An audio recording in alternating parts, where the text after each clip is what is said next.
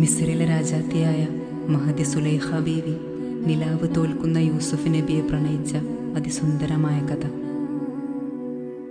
ഇശലിൻ്റെ രാപ്പകൽ നൃത്തമാടി മയിൽ പോലെ ഹൃത്തില്ല നൂരാഗ രാഗം പാടി കുയിൽ പോലെ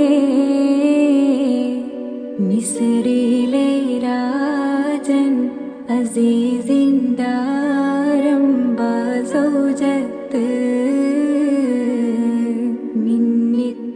മിന്നിത്തിളങ്ങി വിളങ്ങും സീനത്തൊടി രാജാത്തി